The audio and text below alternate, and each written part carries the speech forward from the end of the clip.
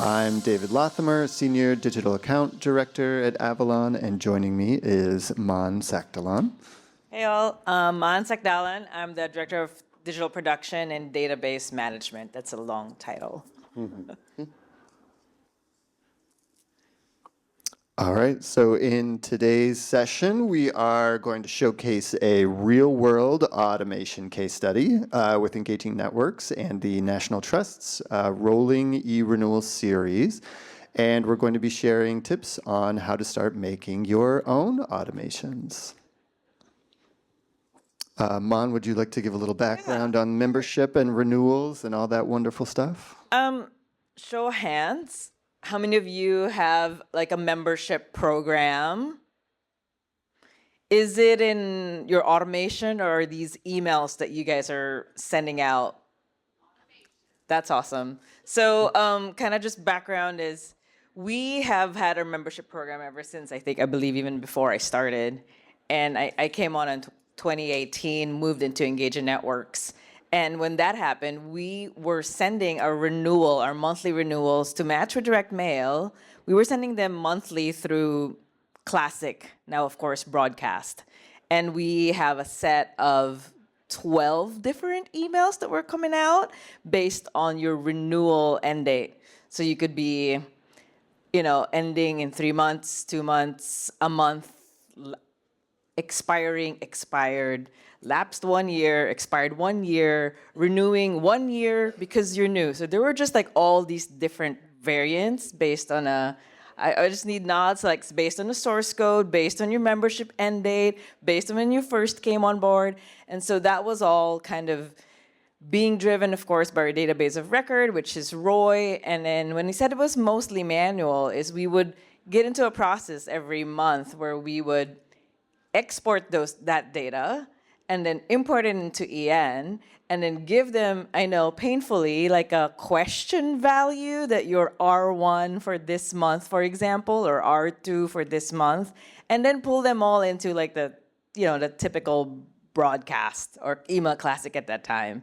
And we thought that's like, okay, this is just kind of gonna be part of like a regular workflow. That's just it. Like we'll just live with it. Never thought about like, we're gonna have to renew this because of all the kind of, you're expiring, but then I don't wanna get a renewal 3 months before. I only wanna get a renewal like 2 months before. Like there was just all this kind of drama around these like constituents, how they wanna be contacted. So we never thought about, hey, let's put this in welcome, in an automation and then like, trust that it'll work until Avalon came.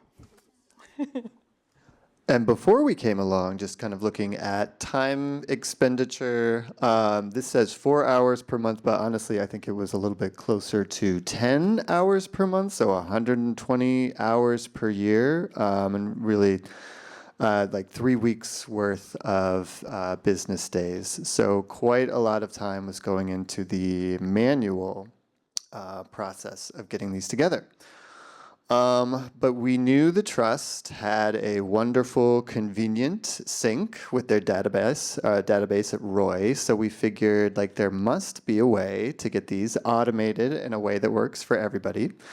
So when we first came on as their digital fundraising partners, we noticed some redundancies that were going on in the monthly process.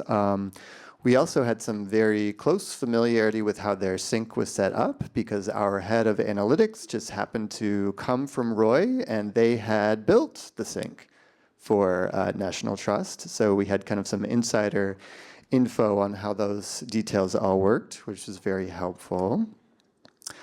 But some initial discussions when we kind of had this first idea come up, a few things we thought of, just how would this affect current one-off campaigns like appeals and acquisitions?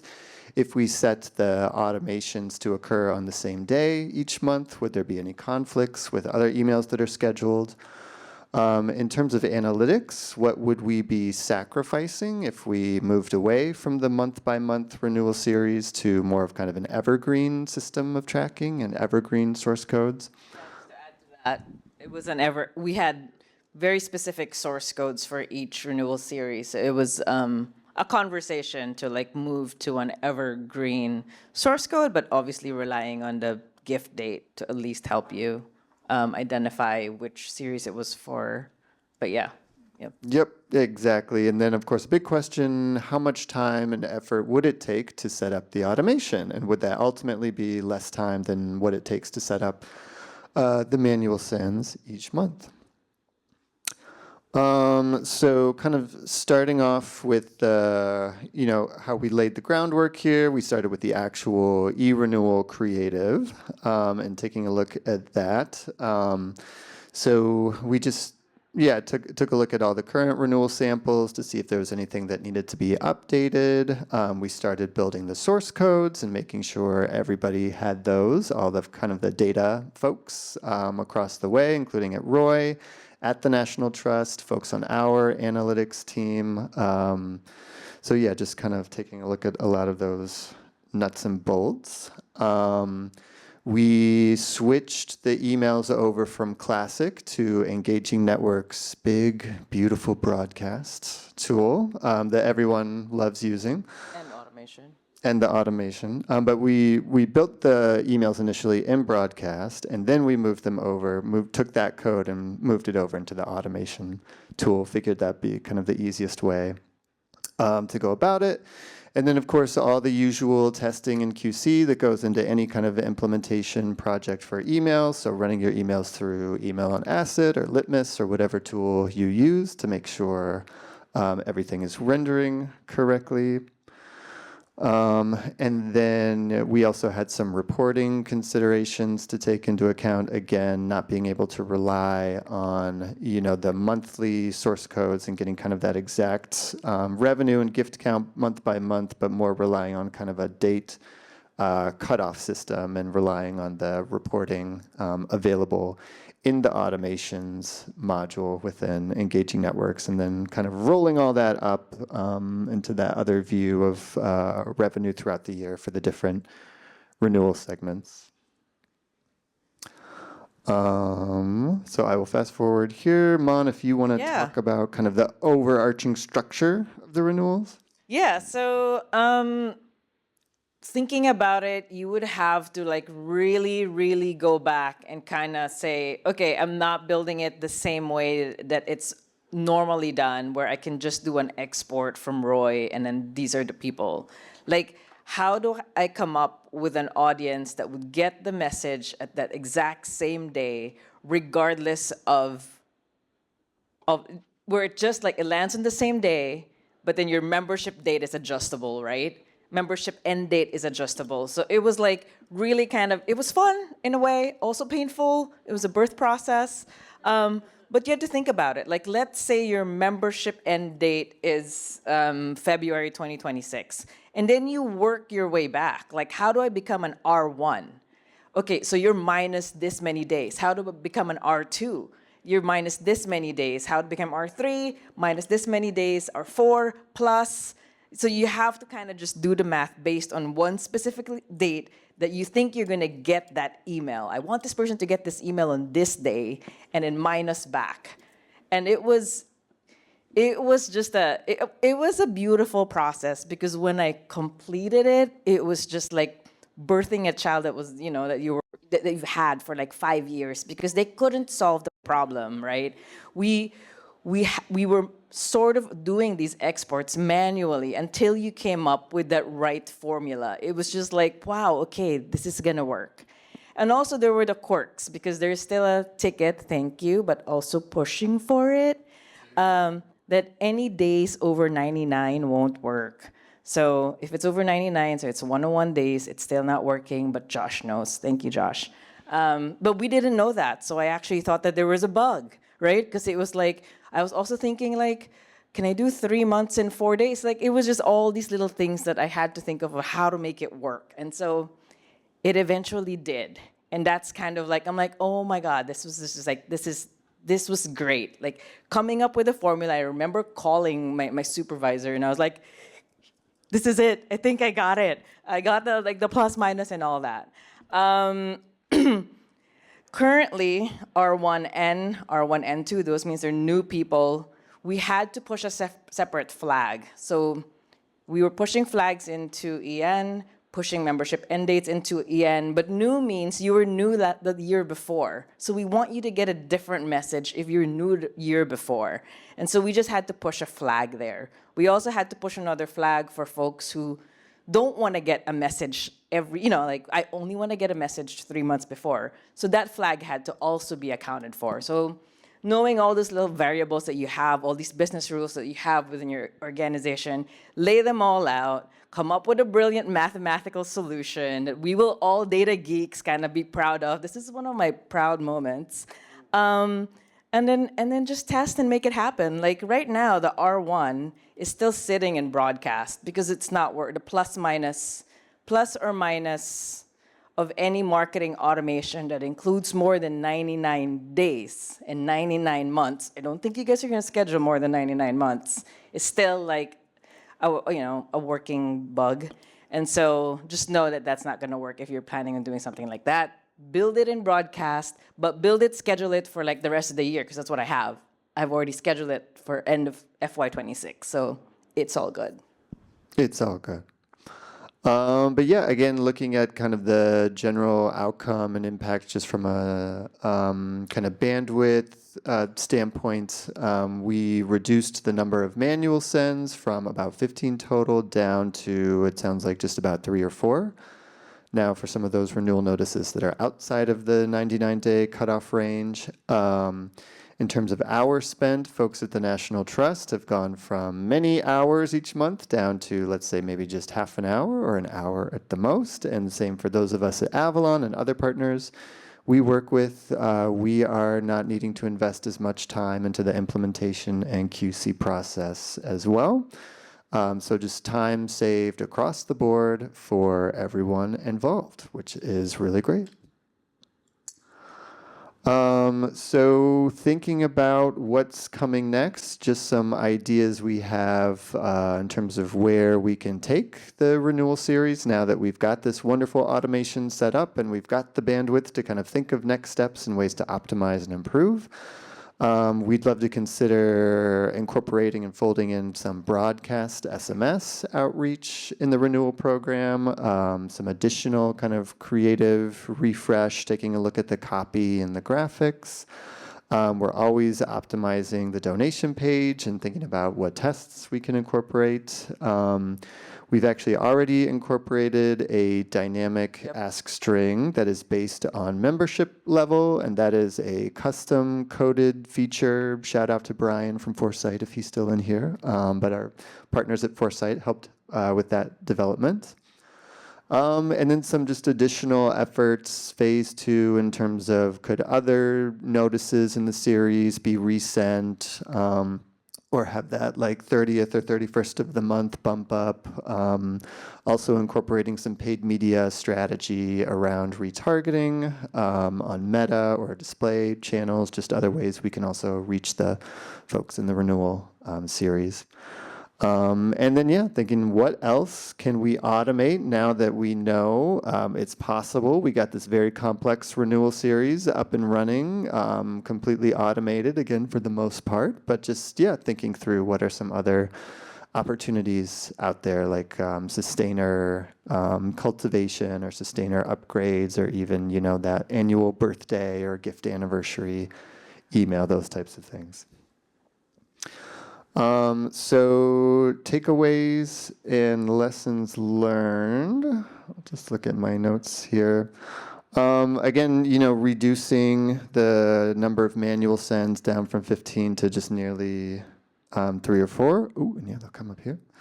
Really up that upfront effort, though it did take a lot to build these automations, but it did lead to this wonderful long-term efficiency. We have come to the conclusion that automation is greater than no automation. Any kind, yeah. Even your autoresponder is an automation. Mm-hmm. Anything and everything. It's super important to know your platform and kind of the ins and outs, not just of engaging networks, but also kind of the nuts and bolts of your database. Like in our case, it was Roy. but just whatever database you work with to understand if this is going to be compatible with that. And also, we have our own analytics platform at Avalon just to make sure that kind of the reporting is going to be in good shape based on updating source codes and little details like that. This is a very important one, getting internal buy-in and reporting back to stakeholders. So making sure kind of leadership understands the project you're undertaking so that they're aware there's going to be kind of this initial upfront investment in time, but they also kind of have that expectation that maybe things aren't going to be 100% smooth in the first few months, and we might be troubleshooting a little bit. I know you've talked about that. I think we said it was going to take 2 months, but really it took 6. So just this first month we're like, oh, 3 worked, and then like month 2, like, okay, 6 are working. I don't know what's going on, but at least 6 are working already. Until we got like all 12, 8, and then now we do the other 4 manually until it gets addressed. But just again, like really getting internal stakeholders to buy into a change management, right? It's a whole new project that would solve, it's not a shiny toy, but for us data folks, it's like a big deal because it's one less thing we have to like deal with every month and exporting and re-importing and kind of like, why are we still doing this? And so just solving something like that and getting buy-in, like it might take some time, but just trust and like I will make it happen for you. And yeah.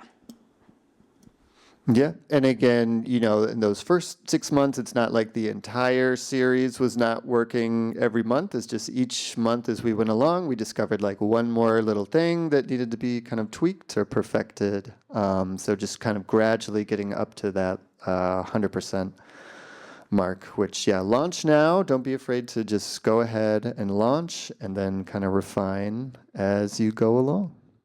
And most of once you launch an automation, you could still edit the email. So just go ahead and press that launch button and then edit the emails. But if you change the logic, you have to first duplicate, pause, and then launch the other one. Yeah. All right. So in summary, automation, it's not just a technical upgrade, but really it's a strategic shift. It's just a strategic shift in your mindset and how you're approaching things. This renewal series was a case study in collaboration across, several different organizations, several departments, several team members at all different levels in terms of creativity, capacity building, logistics, all those great things. And then really, if you've got a data sync, that's great. We know not everybody does. Honestly, if you've just got your membership data in engaging networks and you feel confident about it on some level, then I'd say this is worth exploring. And we would encourage you to give it a try and say that you can do this. You can automate your renewal series or any other kind of membership-based outreach. Anything you want to add, Mon? That's it. Yeah. QA, test, and trust that or lean on partners and lean on Ian, because Ian folks also have like, hey, we know other orgs that have done that. So yeah, if you have a problem, talk to your ASMs, and kind of sometimes they also are willing to like brainstorm with you and come up with solutions. So yeah. Yeah. So that is it. I don't know if we have time for questions or anything. Thanks, everyone. Yeah, thank you. Hello. All right, we have about 10 minutes, so this is good. We got a bunch of questions. All right, that was great. There is so much to consider when moving to an automated marketing system. Where do you prioritize your efforts? Like, where should someone begin?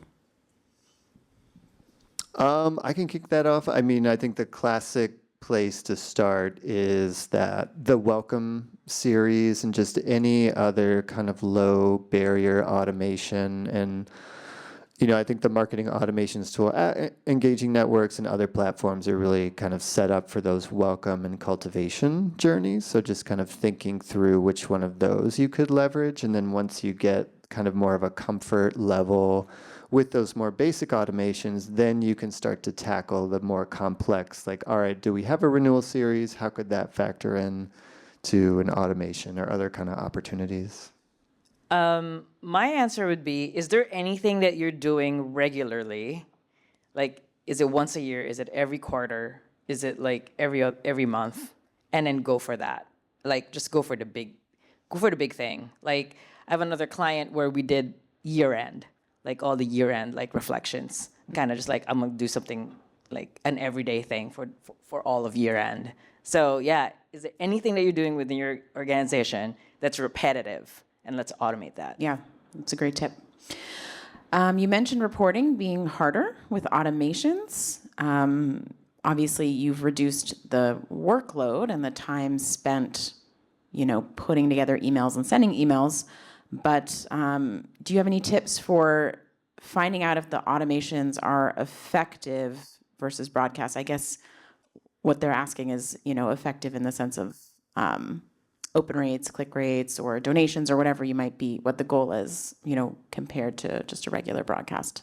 Yeah, that's a great question, and we meant to touch on that. So we took a look at revenue in the 2025 fiscal year versus revenue in the 2024 fiscal year in FY25. That's when we first implemented the automation. And we saw that revenue was actually up just about 30% for the email series, which is like a huge jump in revenue, and that's very exciting. But Mon and I were chatting a little bit before this and wanted to make sure it's clear, just because we automated the series, I don't think that's why there was such a big jump in revenue. We're just, in the process of growing the program in general, and really that's more kind of where that growth came from. But it's great to see that the automations, didn't have any kind of adverse effect on revenue and number of gifts, and also those engagement metrics like clicks and opens stayed pretty healthy and close enough to kind of the industry benchmarks.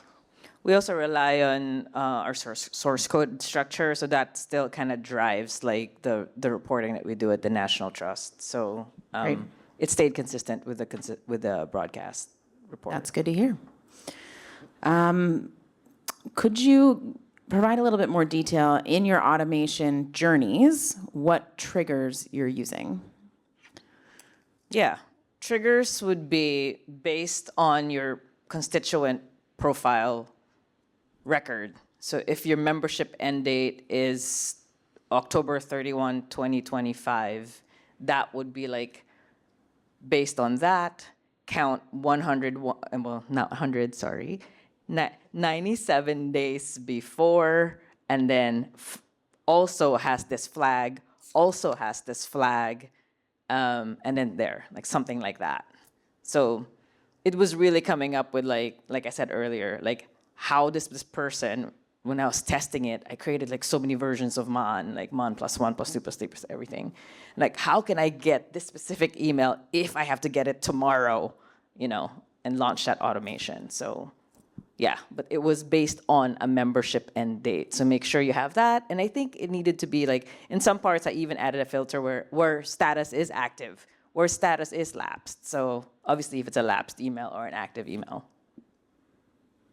Okay, and they would keep getting emails as long as they opened the previous one, or did you have any triggers like? So stuff like Based on if that. they had already renewed, right, then your membership end date changes. So then you no longer qualify the next month. So you have to like think that through, like, oh crap, you might get it next month. Well, no, if you renewed, then you won't get it because your membership end date changes. Okay, but if they don't open or click or do anything, You'll get it they again just- next month. Yeah, you'll keep on getting the series until, just like the mail, right? So you'll keep on getting it until you renew.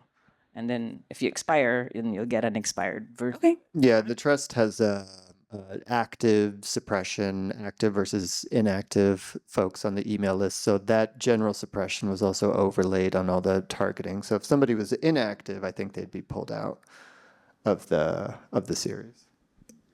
Great. How, sort of on that same topic, how do you make sure to exclude or exit donors who have given recently from your automations? Do you have ways to exclude donors who gave via other methods while they're in the automation? So because it's happening in Roy, the sync is happening in Roy. So even if I gave through a card in Roy, like I paid and it got recorded, then your membership end date would change. So the sync that happens in Roy at 5 a.m. Would at least hopefully cover 99%, 95% And of that's the based possible on donating anywhere, not just. Yes, Yeah. donating anywhere. Yeah. Yes. Great. How do you know when to schedule your email if you don't have a ton of historical data? I mean, that's kind of always the age-old question, when's the best date or when's the best time to schedule an email? I think we really just approach that as looking at the middle of the month around the 15th to kind of get those first sends out. And if there was a resend or a bump up, have that towards the end of the month. And honestly, I'm not sure that was based on any kind of data that the 15th, for example, is the best day or which times are the best to go. But I think we typically just default to schedule those emails for the morning around 8 or 9 a.m. And I'm sure, they'll do fine unless any data comes out that a particular time or date is not ideal to send. But I'd say just kind of over the years of email marketing and experience that we've all kind of gathered in this industry, I personally don't get too caught up in kind of those dates and times in terms of when is best to send. If you've got something like more of like a cultivation piece and you're more interested in those like clicks and opens and that thing, those types of things, I think there is a little bit more data out there on like when is the best time to send for those engagement metrics, but from more of like a fundraising perspective, I'd say at least, we don't get too caught up in those kind of details, if that's helpful. I know we started with the 15th, but it ended up going to like the 21st, the 20 to 21st, because we had some emails that had like 3 days later, send this if you haven't given. And some of them would even go like 3 days later, then 3 days later, and some of like the other series. It was around the 20th. I'd say we started it at the 20th. Yeah, so again, really just related more to kind of logistics of how can we, actually get this up and running. Great. One more. I don't think you mentioned it in your presentation, but does the National Trust use SMS? And have you worked that into your marketing automations for membership? We use it, but not the EN one. So we're actually talking to folks today, and I think Allison talked to a couple of folks yesterday. So really curious into how to like incorporate this. Yeah, great. Yeah, and I can just say from experience with some other clients we work with that have these large renewal programs, the SMS outreach, whether that's peer-to-peer or broadcast, and we're trying to kind of all move more towards broadcast since it's so much cheaper, but those additional touch points have a really strong ROI. So if you can incorporate any kind of texting touch point into your regular renewal series, like definitely go for it. Amazing. Well, thank you both so much. That was super interesting. Hope you all learned a lot and have some takeaways from today. I think Mon and David are around, so find them if you have questions. Thanks so much, Marcy. Thanks, Thank everyone. you.